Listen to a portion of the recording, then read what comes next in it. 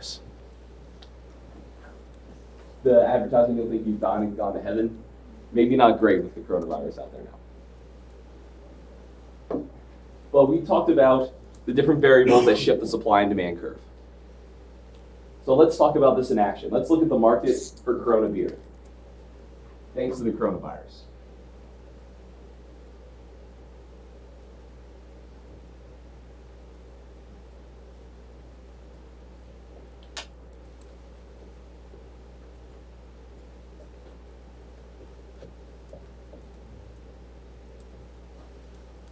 Excuse my terrible handwriting.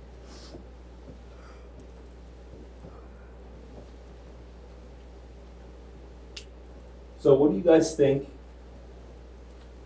because of the coronavirus, what changes are going to happen to the variables that, shift the supply and demand curves? So demand's going to go down because people are stupid and think that the beer causes the virus. To be fair, that was only 4% respondents. Okay. The 34% said under no circumstances would they drink it anyway. But you're right. Okay, so demand causes virus, and that's going to shift it down. Now, those people acting rational? No. Really? They consume less because they think it's going to get them sick. Well, why do they think it's going to get them sick in the first place? They're behaving rational. They're just wrong.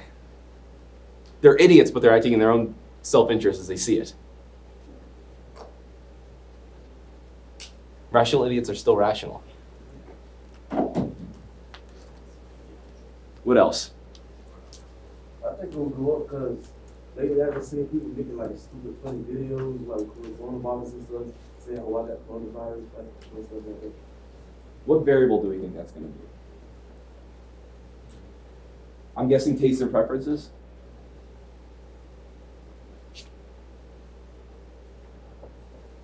I'm going to say taste videos.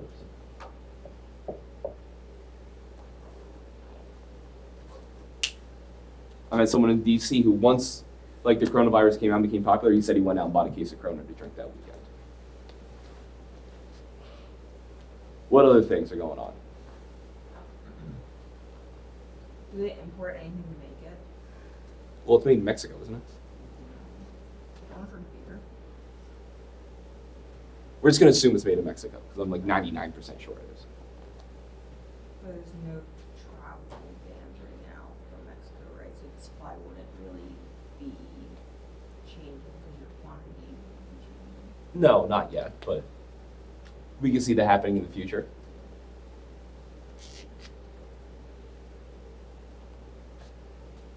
So you're going to say import ban.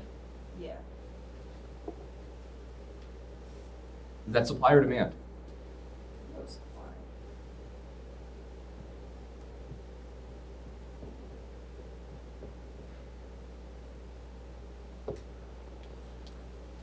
What else is going on?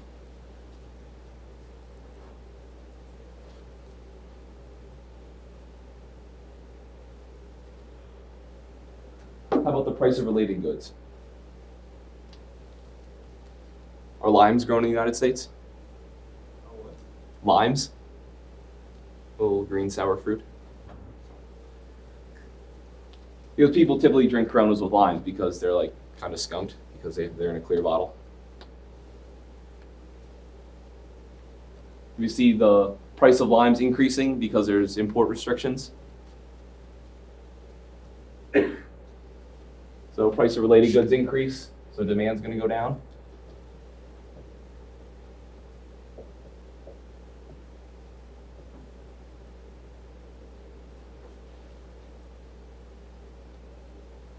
What else is going on?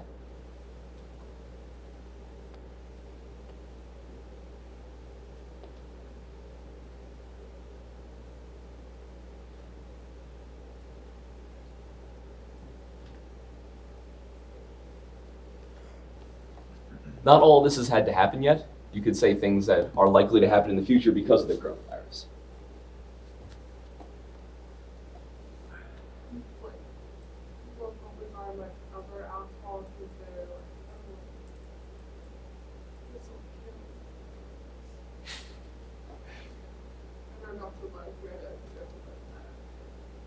So you think they're going to switch to like liquor, like switch to like a higher proof alcohol?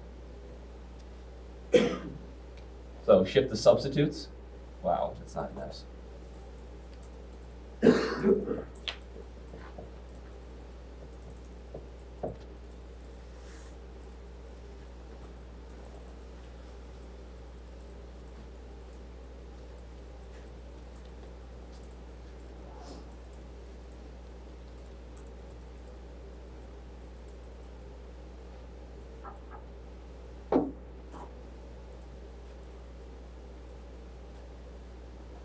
So what if Corona gets really bad in the United States? Right now, it's not that big of a deal.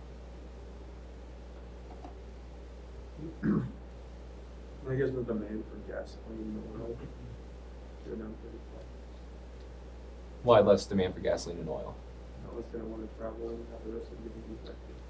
And what's that going to do to Corona? Oh, I thought we were just on time. Oh, no.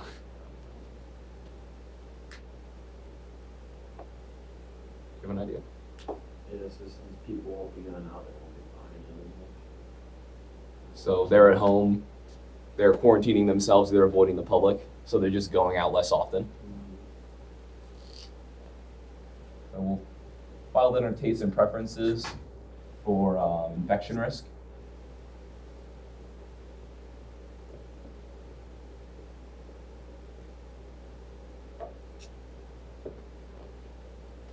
Could that go the opposite way? Sorry, I don't want to get right back to you. Could that go the opposite way? People are home playing quarantine? Do they need something to do?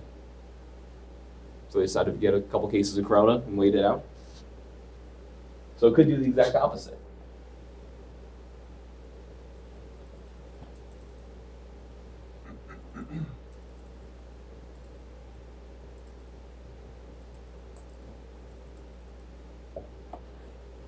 What was your idea? Like their employees could not be able to show up to work or not want to show up to work with quarantine. And that's going to reduce the supply. Makes it a lot more difficult to produce.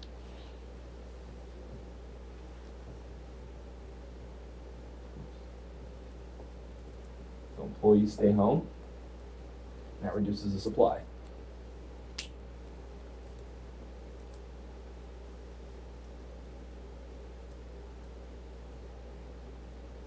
How about the population if it gets really bad? It's normally tends to be older, like 60-ish, that are affected by it, and therefore they wouldn't be buying as much because, you know, if you're sick, you don't need your alcohol. Okay, so people are sick, so it's a smaller population of healthy potential drinkers. If it gets real bad, a smaller overall population can also do that.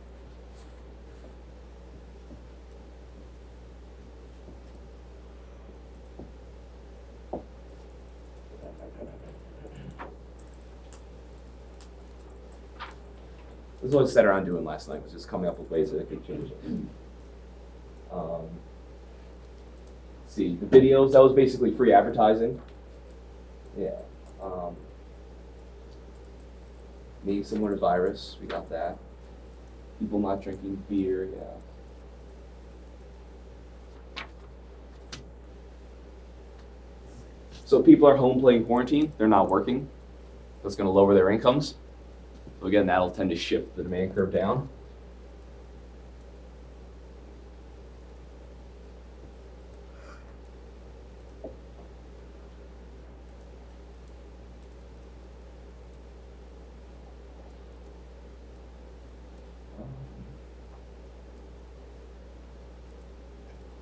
How about for supply, technological change?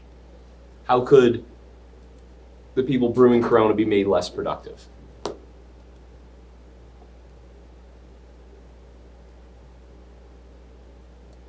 This one takes a little more creativity.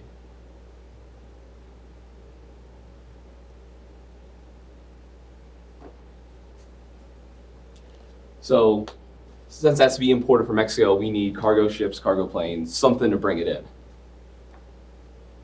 But in the face of an epidemic, are you going to be shipping beer internationally? Or are you going to ship in something more valuable or more useful?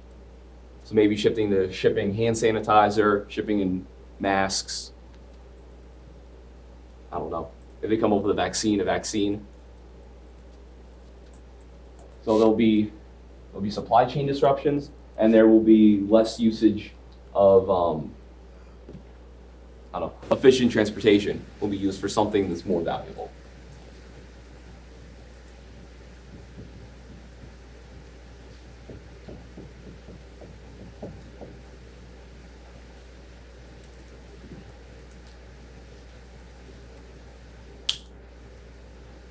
So if we're selling less beer, then the government can't tax that beer, which is like lost, I guess, like tax money for them, That's right. which I don't know what that would do, but it's a thing that affects both. I don't know if that would necessarily shift supply and demand. I think that's something that would just negatively impact the government. In general, we'll see all tax revenue go down. People have less income, they're buying less stuff, they're importing less stuff. Basically, everything we tax, people are going to do less of. So if this is widespread or lasts for a long time, that's going to negatively impact like national finances and how the government funds itself. And depending on how much public health the government is actively doing, that could really negatively impact how we respond to the crisis. If it gets that bad. Thing is, right now, we don't know how bad it's going to be. Guys, have any other ideas?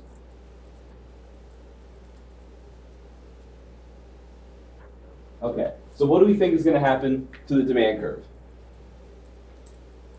We think it's going to increase or decrease? Increase. We've got free advertising, people making those videos, increasing it. We've got people needing to kill time while they're quarantining themselves, increasing it. But everything else is decreasing demand. Do we think it'll decrease demand by a lot or just by a little bit? A lot?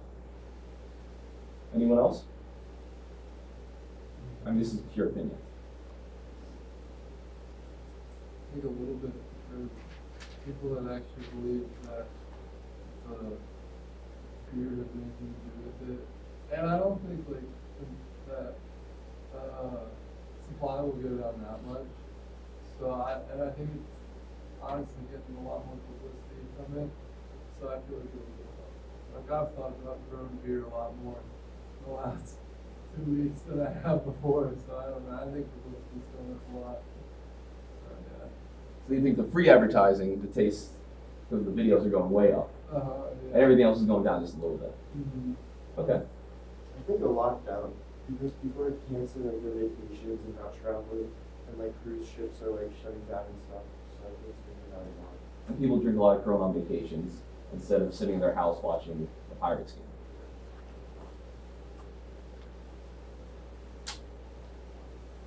Anyone else? I think while there is like some indication of free publicity from the videos, you're still going to have a negative connotation with it even after the popular videos die down about it. So I think that kind of outweighs the ones that's going to go down a lot more. Like Corona, they just came out with a hard seltzer. Another company with a hard seltzer. And people were commenting to like the tweet like from the company like, hey, like you shouldn't do this right now, like this is too soon, like coronavirus is bad, you should be taking off its popularity. So we've seen that already. All right, so more of the class thinks demand is going to decrease by a lot. So we'll draw with it decreasing by a lot. But some of this, I mean, we don't know how bad the coronavirus is going to be. We don't know if people are going to have to quarantine themselves. We don't know if the population that may drink Corona is going to decrease. So all this is how bad we anticipate the coronavirus getting. Let me draw the initial equilibrium.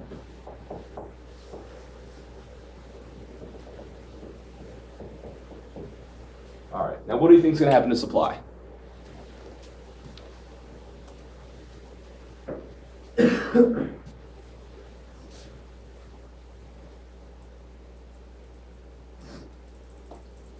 There's nothing going on that's encouraging a greater supply, is there? It's going to decrease. Do you think it'll decrease by a lot or by a little bit? A little bit, because no one's buying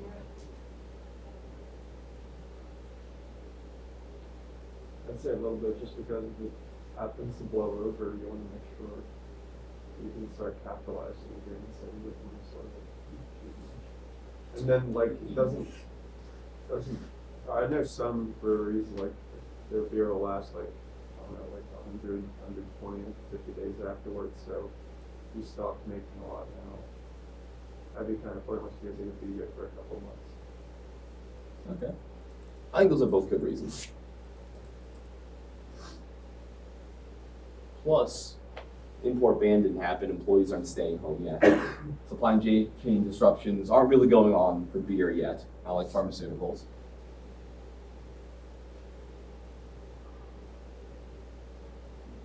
So we shifted the demand curve to the left. Now it's crossing there's supply curve to the left and demand curve to the left. They're crossing right here. So this new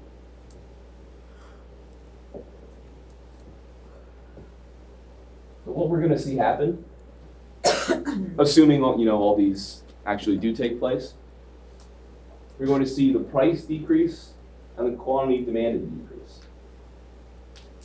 There's a smaller supply and there's less demand. So both of those are going to put downward pressure on the quantity being bought and sold in this new equilibrium.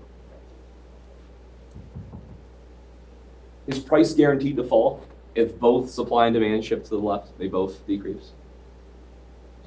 No, because if the supply curve decreased more than the demand curve, the price would increase. So remember, when they both shift, it's going to be, you're not sure what's going to happen to price. It depends on how much each curve shifts, which is why I asked you guys which you think will shift more. In this case, if the demand curve drops even more, the price is going to fall.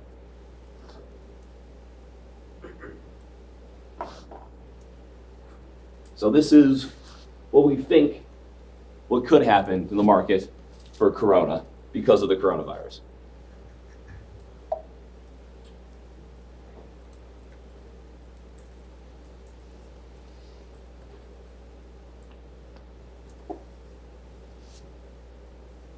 Let's do another Corona themed example real quick.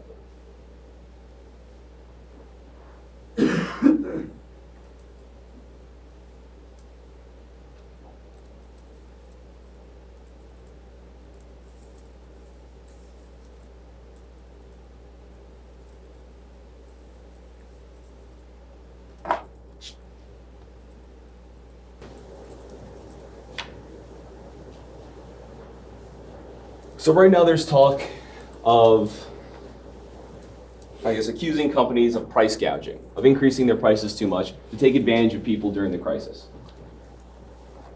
The idea is that these companies are trying to profit off of the misery or the chance of a crisis occurring.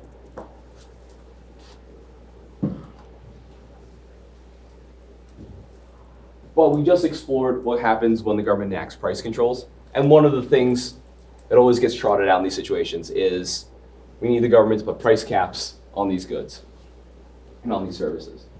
So in a situation like with, say, the coronavirus happening and now toilet paper is flying off the shelves.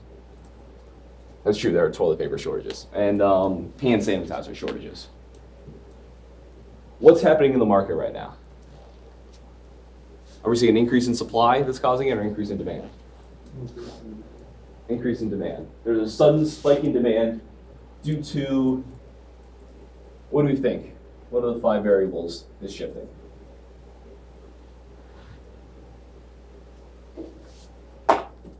Noah? Let's change this market up a little bit.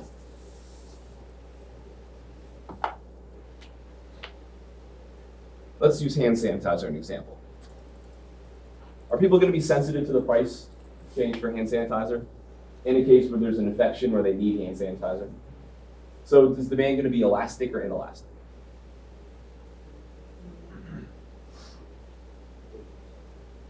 Someone said inelastic. Well,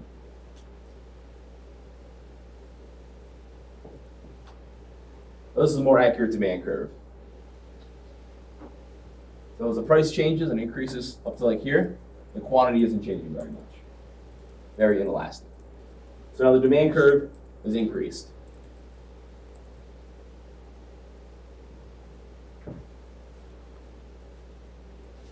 And it's increased for what reason? What do you think?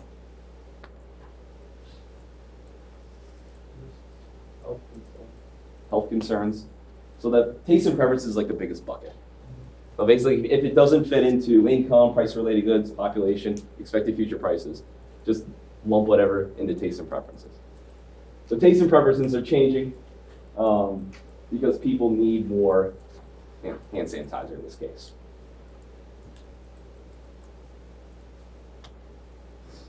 So what we have is the quantity demanded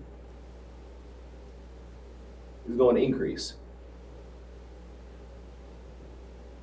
And the price is going to increase. And what happens if the government puts a price ceiling on these goods to prevent price gouging?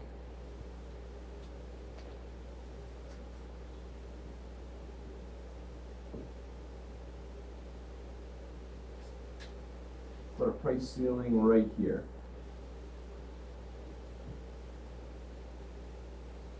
So people are going to demand at the price this much.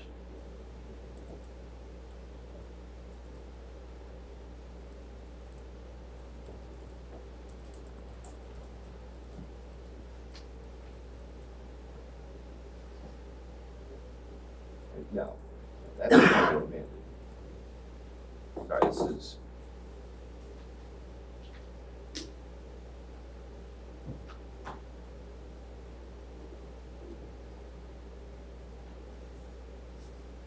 Quantity supply is going to be right here. That was the old demand curve.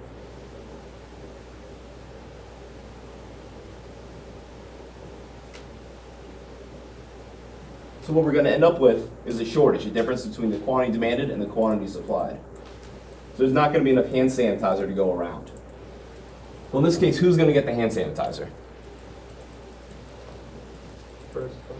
First come, first serve, whoever shows up. Whoever's richest. Why whoever richest?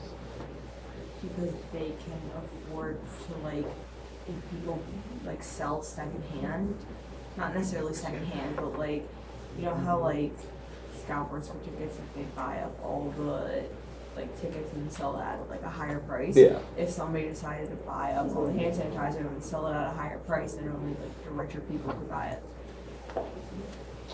That could happen if a secondhand market develops, and it's not out of the realm of possibility. Because there's secondhand markets for a lot of medical supplies right now. Yeah, especially masks. The most common, though, will be first come, first serve. Someone was talking the other day, now I don't remember who, that they went around looking for hand sanitizer around Altoona, and it was like all sold out. And he like asked whoever was working there, like, oh, like, when's your next shipment coming? And she's like, oh, it'll come in like Friday night, middle of the night. So I'll come here Saturday morning. So he shows up Saturday morning, gets to buy a bunch of hand sanitizer. But knowing there's a shortage, if you show up there and there's temporarily a big stock, you have to buy more. We don't have this efficient ration. So when we impose these price floors, we end up with a shortage of the good. So fewer people that want to get it are able to buy it. And we tend to have people buying a lot more in bulk because it's relatively less expensive, because we have that price cap on it. There's also secondhand effects. Has anyone heard about what happened to eBay? Did I put it on here? No, I didn't. Okay, so in 36 states, there's pretty strict price gouging laws that in the case of like a hurricane, any sort of disaster, in this case, the coronavirus, they will, like the state will sue companies that charge too high prices. eBay didn't want to risk that, so they pulled all coronavirus-related materials from their market. So this is further decreasing the supply of goods because they don't want to have to deal with the risk of this. I don't know what's up with eBay right now, but I typed in Lysol wipes and I was comparing it to Walmart, if you can get like 320 count of Lysol disinfecting wipes at Walmart for $11.52, and then if you go on eBay, you can find 80 count of Lysol wipes for $30. And then if you scroll down, like everything's like double the price as it would be like at a normal store. Yeah. Just because like people are worried that they can't get any. And eBay sells all over the world. So people in other countries can be buying those, where they have even less. It's kind of messed up. Yeah, the shipping's really expensive too. Another thing, when we put up, Amazon's unavailable. Yeah. yeah. Well, a lot of stuff sold, like baked beans, like cans of baked beans sold out on Amazon, like last week. Which is not what I'm doing in a crisis, is eating baked beans. Now, as you buy, or as a firm tries to produce more and more of a good, their costs are going to increase. For one, their labor costs are going to increase because they're now, in the short run, it's tough to adjust supply. They can't add like more machines very quickly, so what they do is just add more people, have the company working longer hours, have them working faster. So you have increased costs there. Likewise, there's alternate uses of the resources that go into these products. So what they're going to do, they're going to have to spend more money to buy those resources, to bid them away from the other uses. So as a firm produces more and more of a good, it's going to become more and more expensive. So another problem with putting price caps on these goods is it's preventing them from shifting the resources from other uses into the usage for these products that people need. So in this case, hand sanitizer. So these are some of the an example of some of the problems associated with price controls that we were talking about before break. Because I'm sure you guys don't remember what we talked about before break. I need a couple people in here to jog my memory about the last thing we talked about this morning. And this is like my job. All right, so now we're gonna move on to chapter 5. So far, I've been preaching how awesome the market is and how it does, the best job possible at allocating resources. This chapter is gonna be problems with the market. So first, we're gonna talk about externalities and how that reduces economic efficiency. Then we'll talk about private solutions externalities. It's called the Coase theorem. After that, we'll talk about government policies to deal with externalities. So you can have market-based solutions where individuals privately contract with each other to solve these problems. And when that doesn't work, you can have government policies. And there's several different types of policies they can enact to deal with externalities, to try to bring the market back in line to where it's most efficient. And finally, we'll talk about the 4 categories of goods. We're definitely not getting there today. Probably won't get to 5.3 today. Definitely get through 5.1. All right. So there's a question, what is the best level of pollution? Is there a way to know what is the optimal level of pollution for all of society? Obviously, no pollution may be good for the environment. Any amount of pollution is bad for trees, lakes, rivers, animals, all that stuff. And it's also not good for people. But most modern conveniences, all the products that we enjoy that make our lives easy, result in pollution. So we may not like pollution, but we also don't like freezing in the Florida winter in like negative 20-degree weather when you're inside. So zero pollution isn't really an option if we don't want to live in caves. But unrestrained pollution is not an option either. You guys have seen photos of like basically LA. I was gonna say like cities in China where there's bad pollution, but even like LA with a terrible smog, it's not good to live in. So obviously, unrestrained pollution is not good. There's some level between zero pollution and so much pollution you're killing all humanity. Somewhere between that is an optimal level, where we're able to enjoy the products that make modern life livable while also saving the environment from sheer destruction. So economics offers some ideas for us to decide on how much pollution to allow. It's the idea of trade-offs. So no one sets out to create pollution unless it's like a mustache-twirling villain in like some corny movie. Pollution is an unintended byproduct of different activities. So pollution only created the person who created it, then people would only create pollution until its marginal cost equal its marginal benefit. At that point, they would stop. So they would produce as much pollution as they were personally willing to tolerate. And they'd be able to do a pretty good job of determining when they had enough pollution for themselves, because they're bearing all the cost of it. Obviously, that's not true. Everyone bears the cost of pollution that one person creates. So pollution is an example of an externality. An externality is a benefit or a cost that affects someone who's not directly involved in the production or the consumption of a good or service. So it's basically like a side effect. I'm a company, I produce some product, but I create pollution from it that bothers you guys that aren't involved in creating the product. So the market is effective at encouraging the optimal level of outputs, but when externalities are present, there's problems. And depending on how big the externalities are, how large and how many people they affect, these can be serious, serious problems. So we need to devise, after we understand what externalities are, we need to try to devise ways to get around these. So up until now, we've assumed that supply and demand curves capture the entire benefit for the use of a product. So for these supply and demand curves right here, we've assumed that all the parties involved in the transactions are capturing all the benefits and all of the costs. But in fact, this is not true. Rarely is it true 100%. Often they capture pretty much all of it. So the market does a good enough job. But sometimes it's way out of whack. Can you guys think of some examples of externalities? The production or the use of a good or service impacts people not involved in the transaction itself.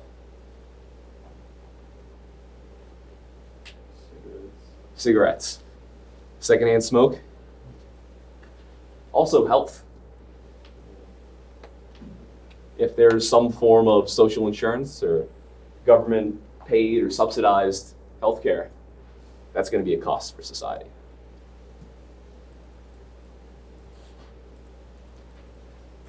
I'm not sure if this would entirely work, but maybe like sporting events, people get stuck in traffic, have to take different ways to work, Yeah. clogging in cities. Yeah, that's exactly it.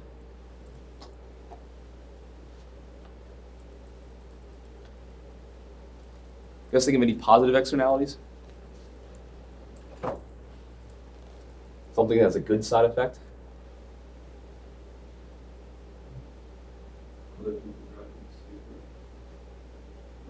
Yeah, more safe drivers. So like those things you put in your car. I guess you just have it on your cell phone now that tracks your driving and encourages you to be safer. That would have a positive externality where it make safer drivers make everyone safer. Wasn't it shown that was like a placebo effect? That they weren't actually like tracking Initially it was. When it came out in the 2000s. It was, I'm trying to think of a way that's not too far ahead of what we're learning in class. But basically, it separated people into two groups. People that knew they were safe drivers would do it, and people who knew they were unsafe drivers would not do it. So insurance knew to charge the people that didn't take it more, because they didn't have confidence in themselves to be safe. How would you do it in the early 2000s? Like, they had a GPS system, or? I think they said they had a GPS system. It was just a chunk of plastic with fake metal pieces in it. It was like, if you're a safe driver, take this and put it in your car. And the safe driver said, okay, yeah, I'll do that. They're like, oh, this person must be safe if they think, if we track them, that will lower their insurance. Obviously, it's not 100% effective, but. Yeah. Another positive externality, something you're all doing right now. No, not sleeping. Education. Education is positive externalities. If you're smart, you can be a more productive worker. Get people products easier. You can invent new products, be an entrepreneur. You could be better citizens. You'll be better at voting. I don't know. More engaged in your community, probably. Some other ones. Oh, farm smells. First warm day, you roll down the windows, go for a drive, and you go past the farm, and you immediately regret it. Construction noise. I live right by a railroad yard in Altoona, and they repair engines there. So I hear train whistles all the time. I don't hear too much clanking and stuff. when I lived in Arlington, I lived right on like the Potomac in Arlington, and all the planes flying into Reagan went right down past me. So I hear every like 10 minutes, hear a plane go by. In Williamsport, where I live, there's a Dunkin' Donuts on like this main drag, and there's so many people going there through their drive-thru for coffee in the morning that it backs up traffic on that main drag of people trying to get in and out. So people, if I'm trying to go to work and I'm not going to Dunkin' Donuts, I still get negatively affected by people going to Dunkin' Donuts for coffee. But there's some positive ones. So there's education, like we mentioned. There's like driving a cool vintage car. Ever seen one drive by and you're like, oh man, that looks really sweet?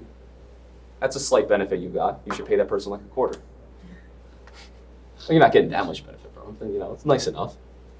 And then there's companies that give out free software. That was an example from the textbook. I included it because they mentioned John Troll. John Troll is so far noted as the only Nobel laureate economist to have given me the middle finger. That was from a conference we both attended a couple years ago. I'm very proud of that. What did you do? So basically they gave out at the end of this conference like a certificate of having attended there. I don't know, just a nice like keepsake to show that you did something smart. And they took a picture of us getting it from John Troll because, you know, Nobel laureate economist, it's a big deal. But when he handed mine and like he held up like the certificate, he literally just put his middle finger there over it. So it looks like he's flipping me the bird in the photo. What's your prized possession today? It's hanging up in my office. Again, how many people can say that? Might not be cool, but it's rare.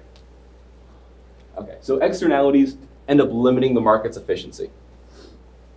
So we talked about how competitive markets maximize the economic surplus, so the consumer surplus and the producer surplus. But externalities cause the private and the social costs to differ. When they differ, that means the competitive market will not maximize the economic surplus. So now there's two types of costs. There's private costs. These are costs borne by parties in a transaction. And there's social costs. These are the costs borne by all of society. It includes the parties in the transaction, but also includes all of those not involved in the transaction. So it's a sum of all costs, private costs and third parties. So when private and social costs differ, parties do not take into account the total social cost when they're considering whether or not to engage in a transaction or how much of a good or service to produce. Because of that, this is limiting the market's efficiency. We're ending up with some deadweight loss because of that. Whereas if private costs and social costs were aligned, like they are in some other types of transactions, in that case, the market is in efficiency. It will result in the most efficient outcome. So, electricity production is an incredibly important industry in the modern economy. Obviously, that's powering this whole place. Enables us to produce a lot of goods, enables us to have comfortable, nice lives, gives us a lot of leisure opportunities that we didn't have in the past. But consider the market for electricity. So on the one hand, we have sellers. We've got those that are actually producing the electricity. And they face increasing marginal costs to produce electricity. So the more electricity they produce, the more expensive it gets. Basically saying they have an upward sloping supply curve. And there's buyers who face decreasing marginal benefits of additional electricity. These actions of both these groups generate market supply and market demand curves for electricity. Now, when firms produce electricity, they bear a lot of the cost of production. So the building, the equipment, the fuel that goes into actually making the electricity, the labor that they're actually paying to go in and make the electricity, to watch over the machines, make sure people are paying their bills, all that stuff. And there's obviously a lot more costs. We can go through the entire balance sheet if we wanted to. The firms that produce electricity make their decisions on how much to produce, how much to sell, based on these private costs. They take all these into account when they're determining how much to produce. Obviously, they're not going to produce in the long run if they can't get as much money back as what it costs to actually produce the good. They're not going to produce at a loss, at least for a long time. But producing electricity causes pollution. And because the pollution makes the social cost higher than the private cost, because the firm isn't the only one that bears the cost of pollution. Everyone in society, or at least everyone near enough to the electricity, to the plant, they bear the costs of pollution. So the total cost of society is going to be higher than the total cost to the firm. So the firm isn't going to take those into account, so they're going to end up producing too much electricity. So right here, the supply curve, S1. Supply curve right here is the marginal private cost. So this is the supply curve for that only includes the private cost. So this is what the firm is facing, the electricity producer is facing. The supply curve S2, this curve up here, is the marginal social cost. So this is the supply curve for the society. So this includes the cost of pollution, whereas the first supply curve doesn't. So the optimal level of production of electricity for society is right here, the efficient quantity, and the price is right there at the efficient price. And that's where the social cost curve, the supply curve for all of society, crosses the demand curve. So at that point, the marginal cost of the last unit of electricity being produced is equal to the marginal benefit of the last unit of electricity being consumed. This is where we want to be. That's the goal, is that equilibrium. However, we're not there. Because firms only take into account the private cost, they're going to produce even more, where the private supply curve crosses the demand curve. So the quantity produced in the market is going to be higher than the efficient quantity being produced. And the price is going to be lower in the market than is efficient. The higher price with the social cost curve is going to take into account the negative cost, the cost of society of pollution, and the higher price is going to force individuals or incentivize individuals to consume less because it's relatively more expensive. So in this case, the price for the market is too low, and the quantity being produced is too high. Too much is being produced because, again, the producer is not taking into account the cost of pollution, or the full cost of pollution. What we end up with is deadweight loss. This little triangle right here, the area between the efficient quantity and the market quantity. So this shows when there are externalities present, we're going to end up with a deadweight loss. So again, the producer and consumer surplus is not being maximized. Oh, that's exactly what I just said. Okay.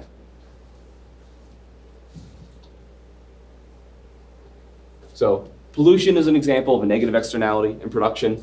That's like the easiest example to give because everyone knows pollution is bad. Pretty common knowledge that this stuff happens. Excuse me. Negative externalities can also result from consumption. So, like we mentioned, cigarette smoke. Having to deal with secondhand smoke is annoying. It makes your clothes smell bad, your car smell bad, whatever. The Pizza Hut smell bad.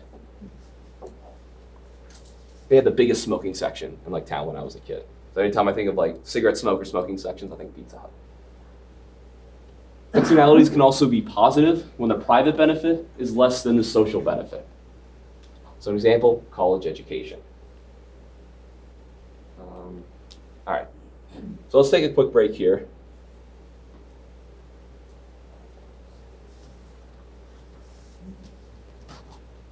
So we'll do the question thing. You guys over here, a random question. What do you do over break? I just worked over break. So I'm teaching that online class that starts this week. I did the online certification course. It's a boring online class. And I thought we were gonna have to like create the whole course in there. I thought that's what she said. But we only had to do like the first week in there. So I kept putting it off. I'm like, oh, I'll just do it when like we have to do it for class. We never did, so that's what I did last week. You guys aren't the only ones that procrastinate. You guys over here.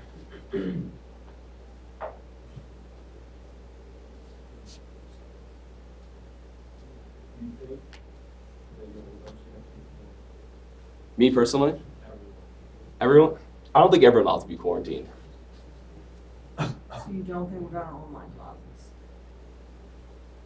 If someone on campus gets it, then we'll go straight online classes. I'll still do stuff in Altoona though. I'll still go to the grocery store and stuff. Get gas. I don't think a full quarantine is necessary, at least not now.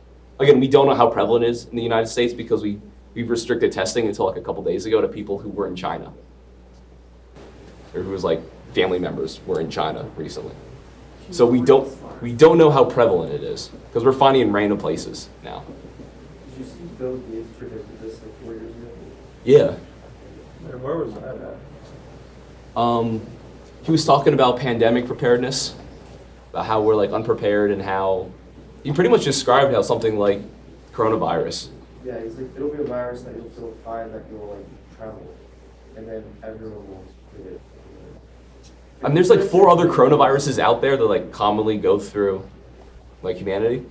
This is just like a new one, but it takes so long to get symptoms that you end up infecting a lot of people. Was it a TED Talk by chance?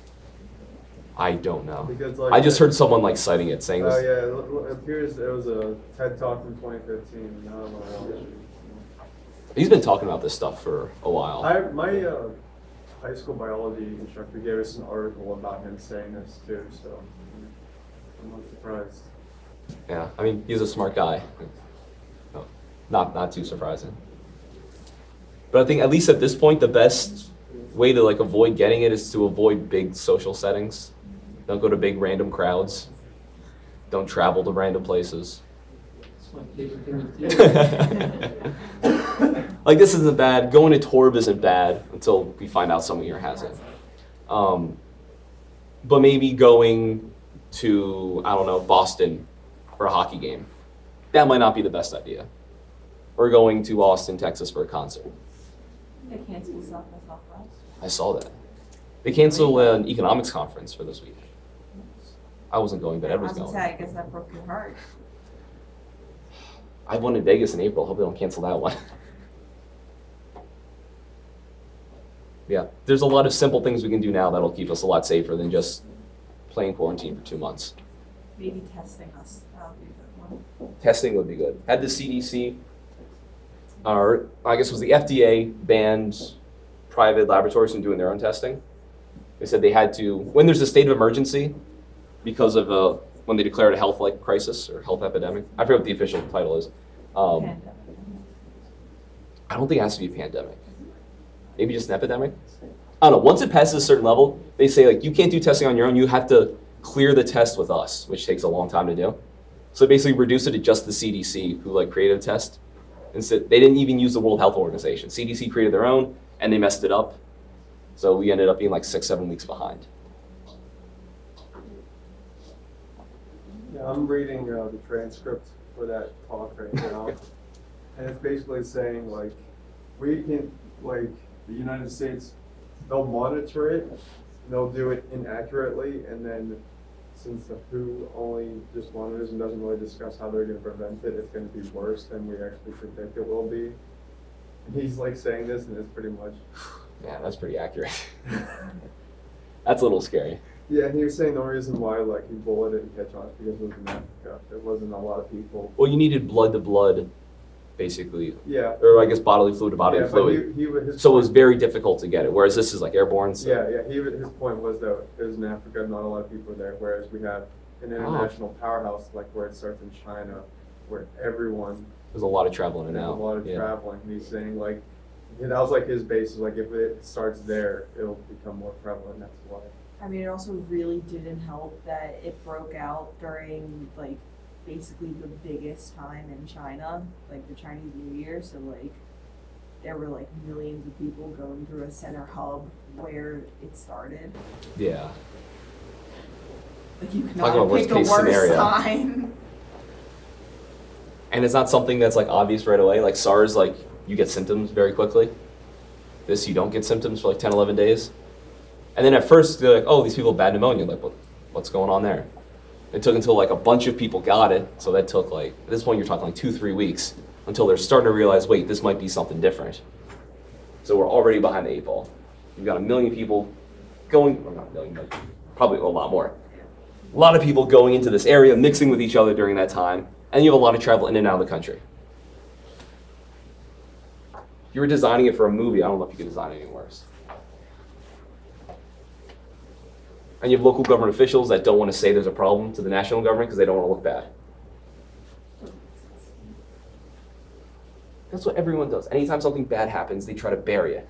It's like when your parents like yell at you when you're a kid, they're like, just tell us now and you'll get in less trouble than if you try to hide it. It'll blow up worse later. But no adult has like figured that out either.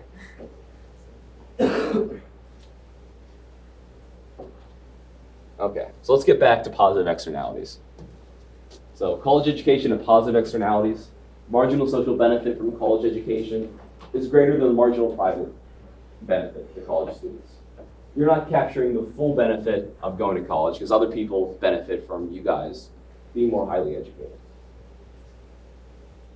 So because only the marginal private benefit is represented in the market demand curve, so you guys are only considering the benefit to you. So the marginal private benefit, private demand curve is right here. The social demand curve, the marginal social benefit is out here. So the efficient equilibrium has this quantity efficient and the price efficient, but we end up with a lower quantity being consumed of college education. So the market quantity demanded is down here. So it's going to be less than what is efficient. And the price in the market is going to be lower than what's efficient. So this creates, again, a dead weight loss between the quantity that's produced in the market and the quantity that would be produced if it was socially efficient. We have a little dead weight loss area there. So again, when there's a presence of an externality, whether it's positive or negative, we end up with dead weight loss. So we don't have the same level of economic efficiency that we do when producers and consumers face all the costs and get all the benefits of consuming a product. Yeah, same thing. Okay. So when there's negative externalities, we get overproduction, we get too much of a good, too much pollution, too much construction noise, what have you. With positive externalities, we end up with underproduction. So there's not enough college education. There aren't enough classic cars being sold. What was the other positive? There aren't enough safe drivers. So this is an example of market failure, a situation where the market fails to produce the efficient level of output. So the larger the externality is, the greater is the size of the dead weight loss. Forget about is likely, they're wrong there. The larger the externality, the larger the dead weight loss. So the larger the extent of the market failure. So when there's a small externality, it may not take much to get, to solve the market failure. But if there's a large externality, if the costs of pollution are substantial, let's say, then it's going to take a large policy change, something significant in order to fix the market failure. So, wouldn't it be great if we could just make those people pay for the pollution they caused? If we did, we would bring the social cost curve and the private cost curve together. All right, so we have enough time to get this started, but we probably won't get through it. So there are private solutions externalities, and this is the idea of the Coase theorem. So externalities arise because of incomplete property rights. So or from difficulty in enforcing property rights in certain situations. So for pollution, no one has property rights to the air. No one has property rights to like the air they're breathing in, I don't know, to the rain not having acid in it, that sort of stuff. So if there were property rights, if you were able to somehow own the air around you, and someone polluted the air around you, you could either serve them with like a cease and desist order, or you could make them pay you. In that case, they would have to bear the cost of producing pollution. But because we don't have property rights to the air around us, because it's impossible to set up or extremely difficult to set up, we end up with these externalities existing. And it's a note for property rights because I don't think we've discussed it yet. Property rights can be physical or intangible objects. So you can have property rights for ideas or for, I don't know, brand names.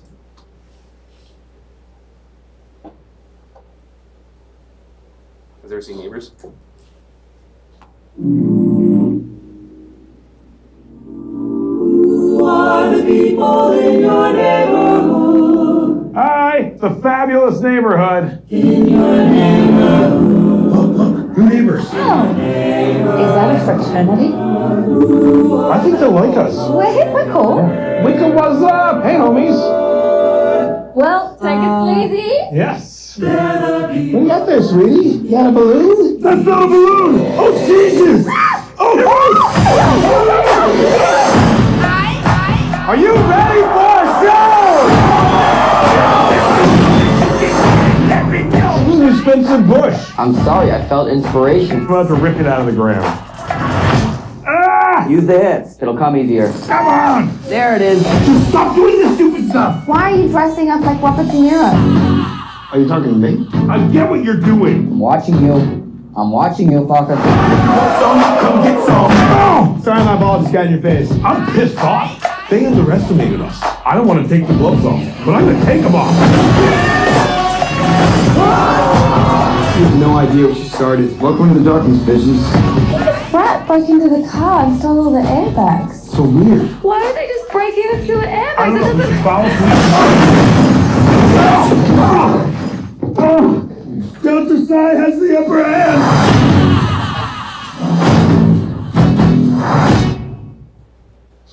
All right, so externalities are more than just pollution. Can you guys think of what the externality was there?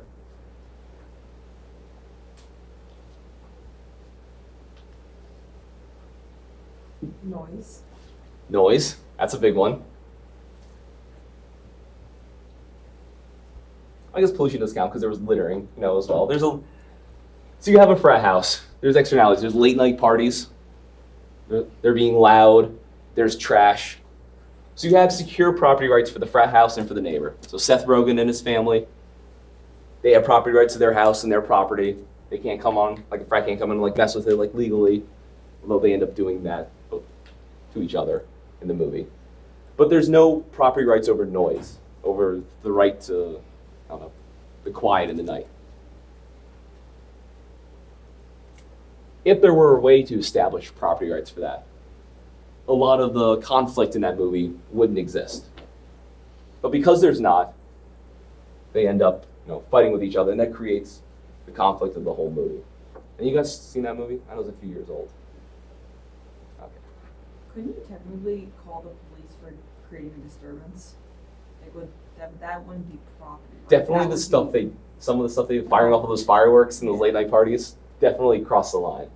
But that's not in all situations. In Loretto, you can't file a noise ordinance complaint until after 1 a.m. Learn from my experience.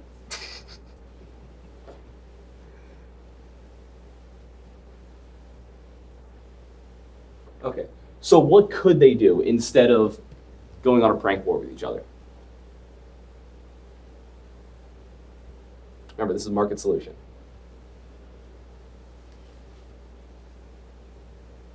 One of them could pay each other.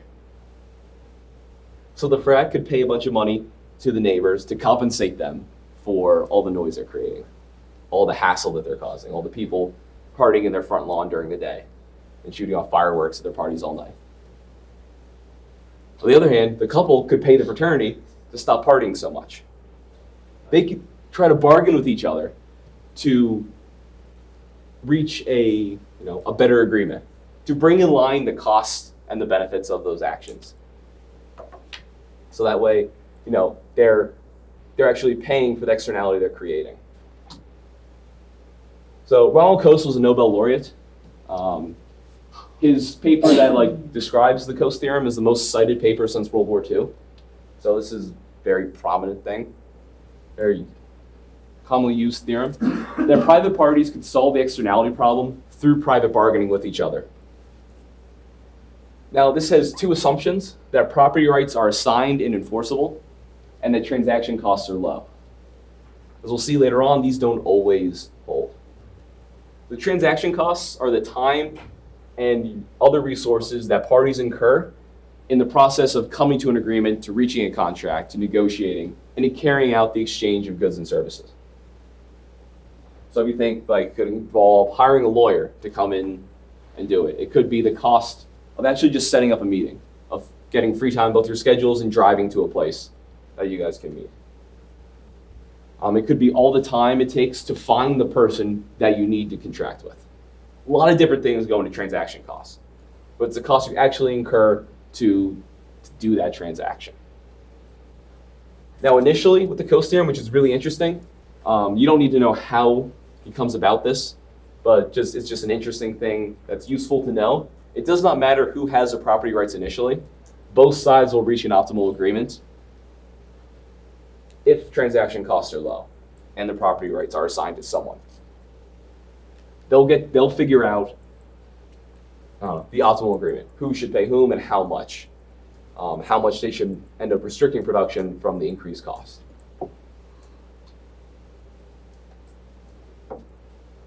All right, it's 9:07.